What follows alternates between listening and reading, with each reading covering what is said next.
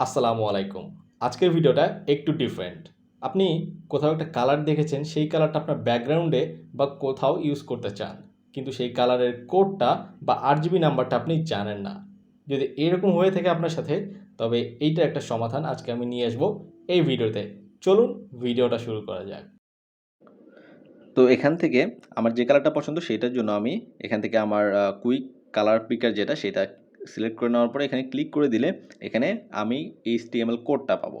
এই কোডটা আমি যদি কপি করে নিয়ে এসে এর ওই ফটোশপে এখানে পেস্ট করে দেই তাহলে দেখবেন আমার ওই কালারটা এখানে বসে গেছে।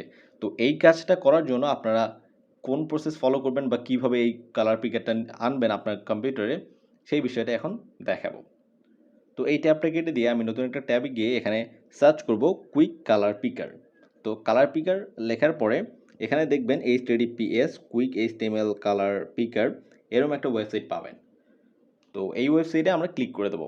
ক্লিক করে দেওয়ার পরে এখানে দেখেন নিচে একটু লেটেস্ট ভার্সন লেখা আছে। তো এই লেটেস্ট ভার্সনে আমরা ক্লিক করে দেবো। তারপর এখানে ডাউনলোড নামে একটা অপশন পাবো। এখান থেকে আমরা এই সফটওয়্যারটা আমরা ডাউনলোড করতে পারবো।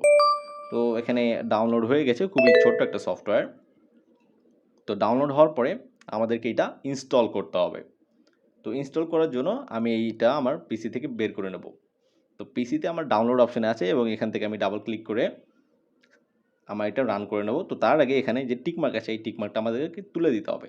তারপরে রান বাটন ক্লিক করার পরে দেখেন এটা রান হয়ে গেছে। তো রান হয়ে যাওয়ার পরে এখানে রাইট বাটন ক্লিক করে নিচে টাস্ক বারে আমাদের এটা পিন করে দিতে হবে, তাছাড়া এটা চলে যাবে। তো এটা যেন সবসময় থাকে সেজন্য আমরা এখানে পিন করে দেবো। তো পিন করে দেওয়ার পর আমরা যে কালার চাবো সেই কালারের উপর জাস্ট ওইটা ক্লিক করলে আমাদের কালার কোডটা কপি হয়ে যাবে। তো আমরা পিক্সেলস ওয়েবসাইটে যাই। যাওয়ার পরে এখান থেকে আমার মন মতো যে কালারটা পছন্দ, ধরেন এই কালারটা পছন্দ। তো আমি এখানে কুইক HTML কালার পিকারে ক্লিক করার পরে এই যে কালারটা পছন্দ হয়েছে সেই কালারের উপর একটা ক্লিক করব। তাহলে দেখবেন এখানে 8GB কালারটা চলে আসছে আর নিচে একটা কোডও চলে আসছে।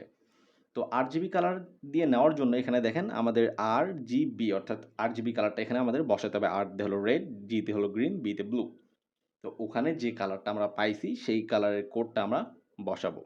তো এখানে আমরা কোন কোডটা পাইছি দেখি। এখানে R এ পাইছি হলো 255, গ্রিন যে কালার আর রেডটা হলো 2। তো এই কালার কোডটা যদি আমরা RG আর B তে বসাই, আর এ যত, তারপর হলো জিতে যত, আর হলো বিতে যে নাম্বারটা পাইছি এই নাম্বারগুলো বসালে আমরা ওই এক্সাক্ট কালারটা পেয়ে যাব।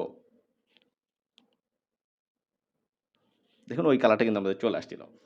তো তারপরে আমি যদি নিচের ওই কোডটা ব্যবহার করি দেখুন ওই আমাদের ওই কালারটাই আবার চলে আসবে। তো এই কোডটা নিয়ে এসে আমি এখানে পেস্ট করে দিলাম।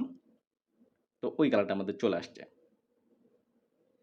তো আমি যদি আরেকটা কালার নেই, আমি আচ্ছা এখান থেকে কালার আমি লিখে দেই। তো ধরুন এখান থেকে আমার এই কালারটা পছন্দ হইছে না, এই কালারটা।